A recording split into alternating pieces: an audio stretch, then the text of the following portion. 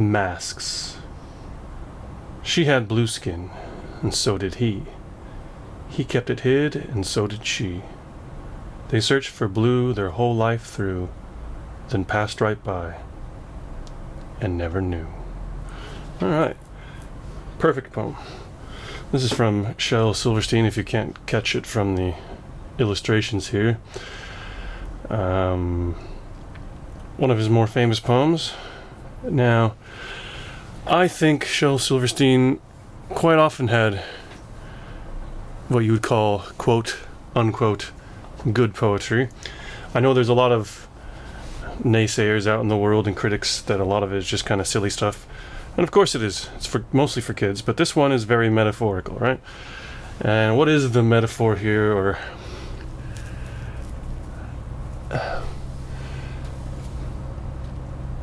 or better, what is the message behind this, rather than what's the metaphor?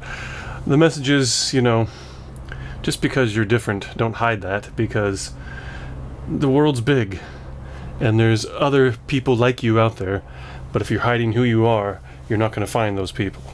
I mean, that's essentially the message, right? So, I mean, it's relatable and it has a greater truth, and that is what great literature is about and great poetry is about, unlike what I like to deride all the time, today's modern poetry that you find on Poetry Foundation. That stuff is just abysmal. It's absolutely terrible. There's no general truths, there's nothing there but idiosyncratic nonsense, and poetry sucks today. They don't even want to have rhyming words in their poetry anymore. And get over yourselves. You're not pushing forward what's going on you're not making progress. You're regressing into nonsense, in my opinion. Poetry, literature, you're supposed to take the chaos of the world and formation, right? That's what form is. Poetry is supposed to be a form. You're supposed to form the chaos into something. You're supposed to create patterns out of chaos, to find the general truths that all humans experience. And when you give us this crap that is just formless, rhymeless, idiosyncratic, lacking all kind of semblance of interpretation, then it's not poetry, it's just crap. Anyhow, that's my digression into me being angry, and I don't usually do that, and I try to avoid that, but when it comes to that stuff, I just can't help myself. And that's why I'm inspired by Shel Silverstein's Masks, right? It's just so simple, and it's so pure, and let's look at some of the technique, right? Obviously, it's going to be very simple. I mean, we just have he, she rhyme, blew through, blew through new. Yeah, I mean, these are the simple rhymes. She had blue skin, and so did he.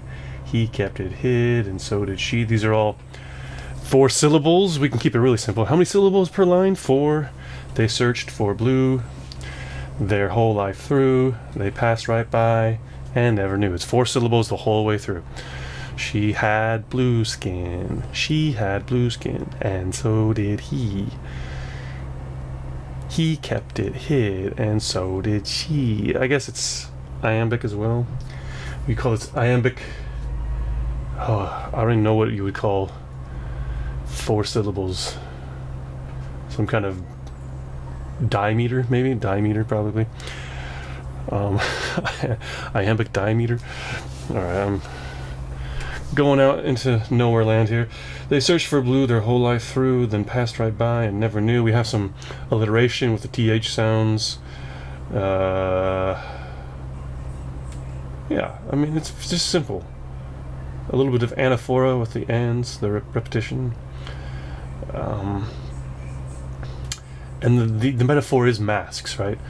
The masks that we not literally wear, but figuratively wear in life are hiding who we truly are, right? And the blue skin is a metaphor for who we truly are. Why would you hide that? You're not going to find the person you're looking for if you're hiding your true self. All right, it's a perfect poem, isn't it? Masks by Shel Silverstein. She had blue skin, and so did he. He kept it hid, and so did she. They searched for blue their whole life through, then passed right by, and never knew. And I guess I'll put one more little thing on this. The enjambment between he kept it hid and so did she, right?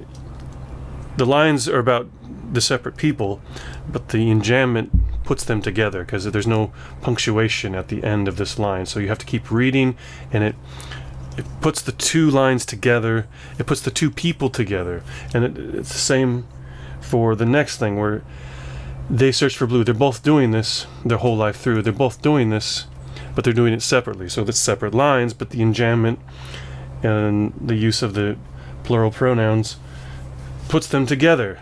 But then we have that end dash at the end of this line, then passed right by. And you're supposed to stop for an extended period here and never knew, right? The line separates them again.